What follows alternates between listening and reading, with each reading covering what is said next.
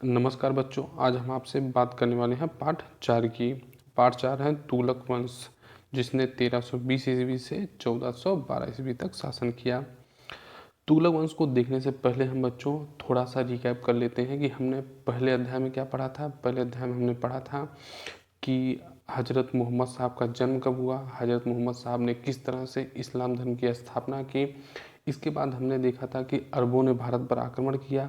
अरबों ने भारत पर कब आक्रमण किया था? 712 ईस्वी में मोहम्मद बिन कासिम ने। फिर हम बच्चों आगे देखते हैं कि महमूद गजनवी आक्रमण करता है भारत पर और सोमनाथ का मंदिर लूटता है। इसके बाद फिर मोहम्मद घोरी आक्रमण करता है। मोहम्मद घोरी का ही एक दास था जिसका नाम कुतुबुद्दीन ऐबक रहता है, जो दिल्ली से भारत पर शासन संचालित करता है। और इसके बाद आता है उसी का उत्तराधिकारी कौन? इल्तुतमिश। इल्तुतमिश ने जिसने अपनी राजधानी दिल्ली बनाया और दिल्ली से शासन संचालन किया। किसने की थी गुलाम वंश की स्थापना? कुतुबुद्दीन ऐबक ने की थी। लेकिन कुतुबुद्दीन ऐबक कहाँ से शासन करता था? लाहौर से। फिर इल्तुतमिश आया तो इल्तुतमिश कहाँ से शासन किया? उसने शासन किया दिल्ली से। तो इस तरह से इल्तुतमिश आया। फिर मध्यकाल में रजिया सुल्तान ऐसी पहली महिला शासिका हुई जो इल्तुतमिश की पुत्री थी। इसके बाद हम देखते हैं बलबन। बलबन जो एक शक्तिशाली शासक था, उसने अपने आप को ईश्वर का प्रतिनिधि घोषित किया। वो मानता था कि पृथ्वी पर मैं ईश्वर का भेजा गया दूत हूँ। इसके बाद हम देखते हैं कि खिलजी वंश। तो खिलजी वंश आता है जिसमें अलाउद्दीन खिलजी जैसा शक्तिशाली शासक आता है जो बाजार नियंत्रण व्यवस्था, फिर इसके बाद कर की व्यवस्था लाता है, अमीरों पर वो नियंत्रण रखता है। मतलब तरह तरह से वह क्या करता है कि शासन को बेहतर तरीके से संचालित करने के लिए प्रयास करता है। और उसी के प्रयास से भारत के लगभग क्षेत्रों में दिल्ली सल्तनत की स्थापना हो गई और वह लगभग दक्षिण भारत तक अपने शासन का विस्तार किया। हमने पढ़ा हुआ है कि देवगिरी, वारंगल और होयसल के जैसे राज्यों को जीतने वाला पहला शासक अलाउद्दीन खिलजी ही था। इस तरह से आप देखेंगे कि अलाउद्दीन खिलजी ने एक बड़े भूभाग पर शासन संचालित किया। तो इसके बाद अब अलाउद्दीन खिलजी हुआ, इसके बाद उसका पुत्र हुआ मुबारक शाह खिलजी। मुबारक शाह खिलजी के बाद खुसरो शाह हुआ। खुसरो शाह एक बड़ा ही कमज़ोर प्रकृति का शासक था और उसकी हत्या कर दिया किसने? गयासुद्दीन तुगलक ने। तो हम आगे देखते हैं कि कैसे खिलजी वंश की सत्ता समाप्त हुई और तुगलक वंश की सत्ता स्थापित हुई। देखिए शुरू करते हैं। खिलजी वंश के बाद दिल्ली में तुगलक वंश का शासन स्थापित हुआ। तुगलक वंश के शासकों ने दिल्ली सल्तनत का विस्तार सुदूर दक्षिण तक कर दिया। इससे पहले किसने दक्षिण भारत को जीता था? अलाउद्दीन खिलजी ने। किसको किसको जीता हुआ था? जीता हुआ था देवगिरी के शासक को जिसका नाम रामचंद्र रहता है, फिर वारंगल के शासक को जीतता है, फिर इसके बाद आता है होयसल के राज्य को वो जीतता है। और इनको जीतने वाला कौन रहता है? मलिक काफूर। इस वंश के शासकों ने राज्य के विस्तार के साथ साथ प्रजा हित के कार्यों जैसे सड़क, पुल, नहर, चिकित्सालय आदि के निर्माण पर विशेष ध्यान दिया। मतलब इन तुगलक वंश के शासकों ने राज्य विस्तार तो किया लेकिन साथ ही साथ जनता की भलाई को बहुत महत्व दिया। हम आगे देखेंगे कि क्या क्या इन्होंने जनता की भलाई में कदम उठाए। गयासुद्दीन तुगलक 1320 ईस्वी से 1325 ईस्वी तक, इसने केवल 5 वर्षों तक शासन किया। तुगलक वंश का प्रथम शासक गयासुद्दीन तुगलक था। तुगलक वंश की स्थापना गयासुद्दीन तुगलक ने की थी। इसने अलाउद्दीन खिलजी की कठोर नीति को त्याग कर उदारता की नीति अपनाई। इन्होंने प्रजा के असंतोष को कम करने के लिए कर को कम कर दिया, साथ ही साथ कृषि को प्रोत्साहित किया। मतलब इसने क्या किया कि अलाउद्दीन खिलजी जितना भी कठोर नीतियाँ लागू किया हुआ था, अमीरों से उसने ज़मीन जब्त कर ली थी, अमीरों पर मेल मिलाप या समारोह में भाग लेने पर मनाही कर दी थी, इन सब का गयासुद्दीन तुगलक ने त्याग कर दिया। कहा कि आप ऐसा करिए कि हम अमीरों को साथ लेकर चलेंगे, हम अमीरों को इस तरह से प्रताड़ित नहीं करेंगे। इसके बाद उसने कृषि को प्रोत्साहन दिया, नहरों का निर्माण करवाया, उसने ढेर सारे कुएं खुदवाए, फिर कृषि के कर जो है जैसे राजस्व कर मिलता है तो उसको भी उसने कम कर दिया। मतलब कहने का आशय है कि तुगलकों ने जनता की भलाई के लिए काम करना शुरू कर दिया था। इसके बाद आता है एक प्रतापी शासक जिसका नाम रहता है मोहम्मद बिन तुगलक। ये है 1325 ईस्वी से 1351 ईस्वी तक। ये एक होनहार शासक रहता है। होनहार इसलिए कह रहे हैं क्योंकि ये दिल्ली सल्तनत में सबसे शिक्षित शासक रहता है, सबसे बुद्धिमान शासक रहता है, परंतु इसकी योजनाएं जो हैं वो असफल हो जाती हैं। क्योंकि बुद्धिमान तो था ही, लेकिन वो जल्दबाज किस्म का शासक था, वो जल्दी कर जाता था। मोहम्मद बिन तुगलक ये 1325 ईस्वी से 1351 ईस्वी तक शासन किया।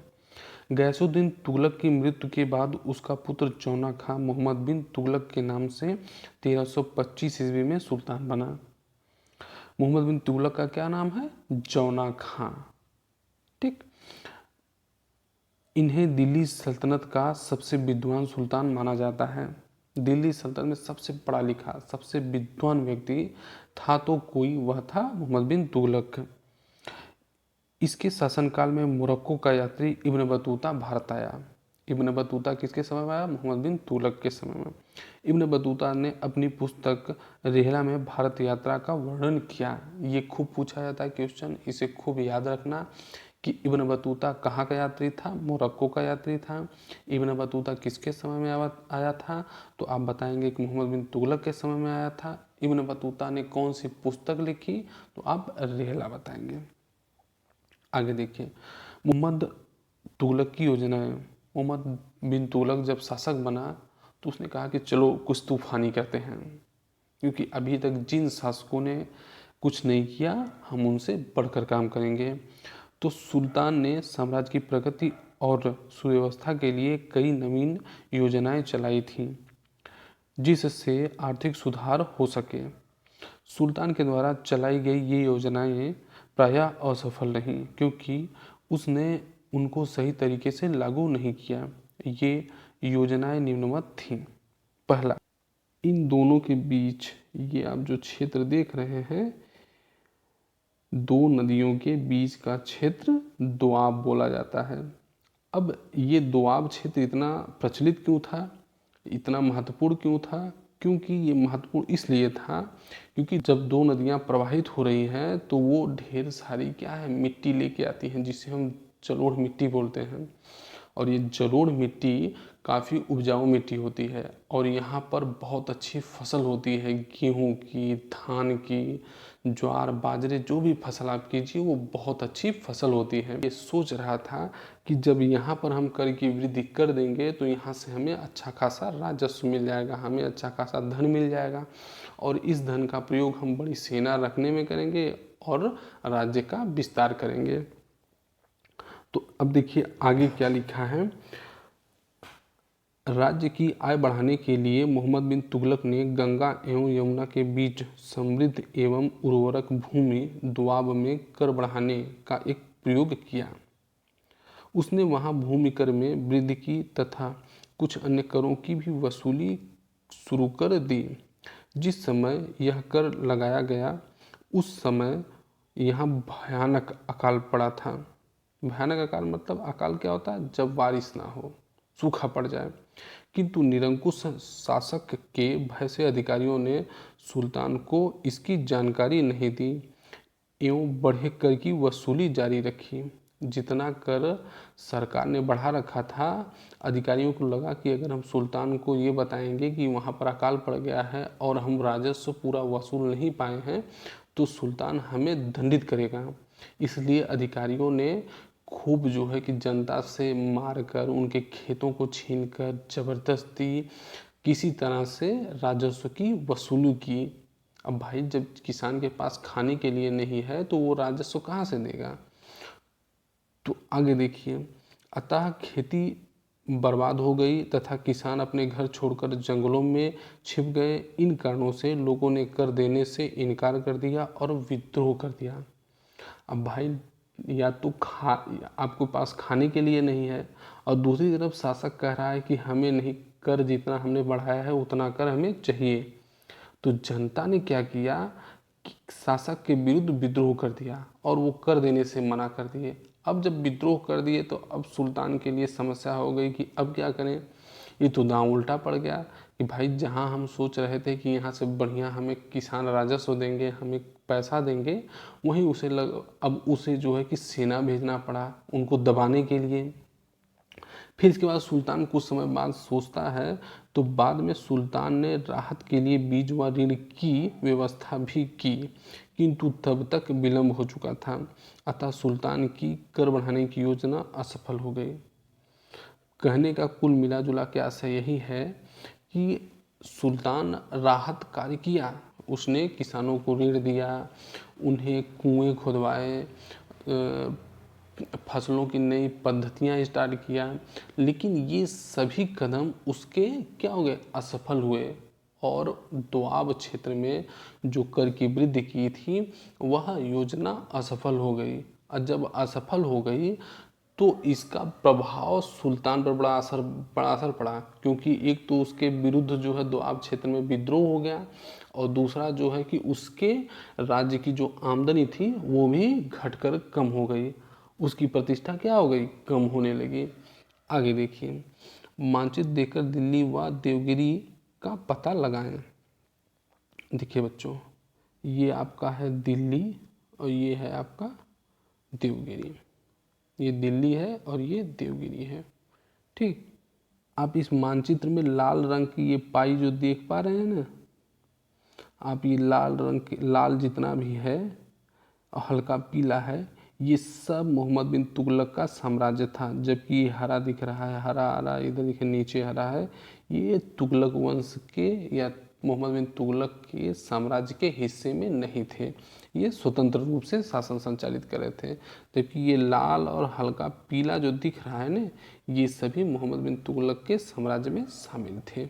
आगे देखिए, राजधानी परिवर्तन, द्वाब में कर वृद्धि उसकी असफल हो गई, तो फिर कहा कि अरे कोई बात नहीं है, फिर एक बार वो जो है कि एक नया तूफानी काम करने के लिए खड़ा होता है, कहता है ये करते हैं।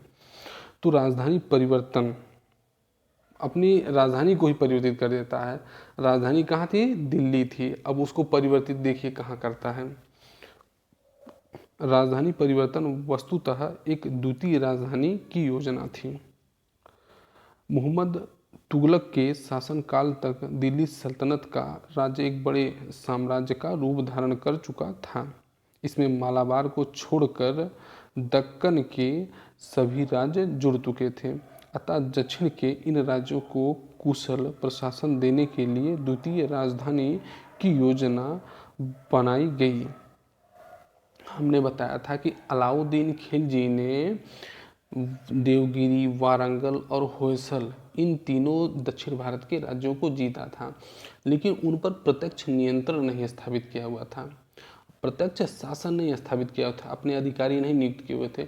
इन राज्यों को जीता और जीतकर उन्हें फिर पुनः वही राज्य दे दिया और कहा कि ऐसा करिए कि आप हमें अपने यहाँ से कर एकत्रित कीजिए और कर को एकत्रित करके एक अंश, उस कर का एक अंश आप हमें दिल्ली भिजवा दीजिए, हम आपके राज्य पर कब्जा नहीं करेंगे, और अगर आप नहीं करेंगे तो हम फिर आप पर आक्रमण करेंगे और दुगनी राजस्व की वसूली करेंगे। तो इस कारण से दक्षिण भारत के जो राज्य थे वो डर के मारे अपने जो आप उनकी आमदनी होती थी उसका एक अंश अलाउद्दीन खिलजी को पहुंचा देते थे। लेकिन मोहम्मद बिन तुगलक जब शासक बना तो उसने क्या किया कि देवगिरी, वारंगल और होयसल के राज्य को अपने साम्राज्य में शामिल कर लिया और यहाँ पर अपने अधिकारी नियुक्त किए, यहाँ पर अपने कर्मचारी नियुक्त किए। अब जब आप अधिकारी नियुक्त करोगे तो वहाँ पर आप वेतन देंगे उन्हें, वहाँ पर आप जो है कि सेना रखेंगे, अब सेना का भी वेतन देंगे आप।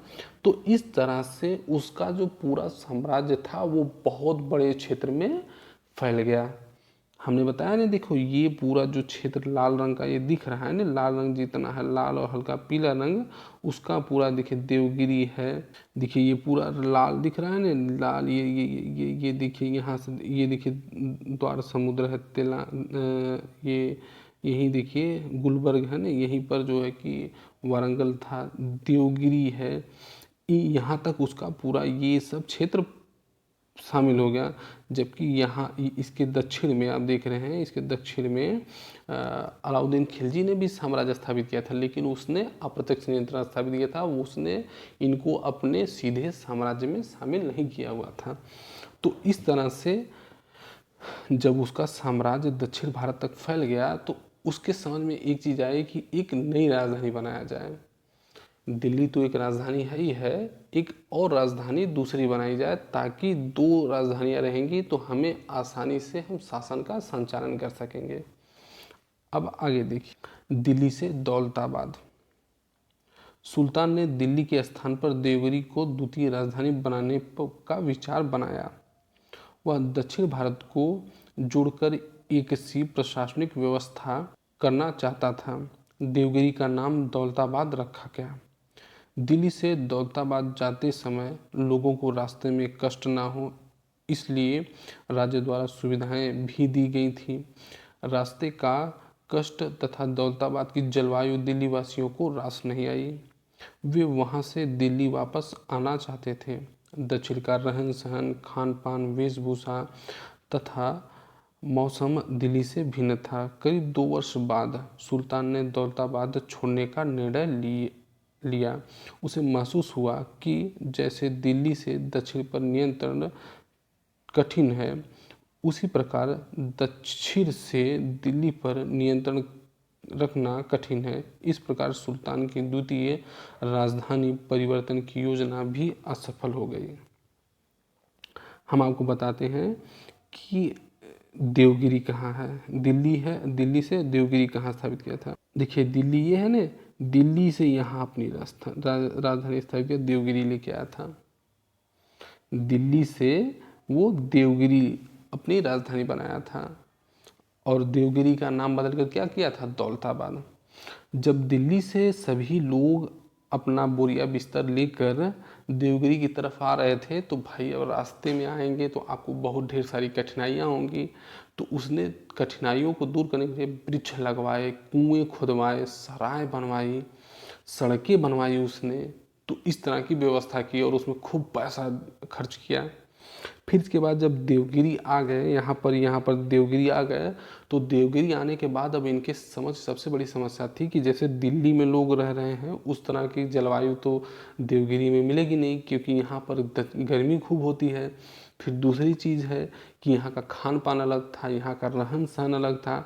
अब जो व्यक्ति दिल्ली में रह रहा है उसे कह दिया जाए कि आप देवगिरी में रहिए, तो वो जो है कि बड़ा परेशानी उसके लिए हो गई। तो कुछ ही समय बाद सुल्तान को ये लगने लगा कि हम यहाँ देवगिरी से बैठकर उत्तर भारत, ये उत्तर भारत का क्षेत्र है ना, यहाँ का शासन संचालित नहीं कर सकते हैं। तो इसलिए वो कहा कि अब हम फिर पुनः कहाँ अपनी राजधानी लेके जाएंगे, दिल्ली फिर बनाएंगे।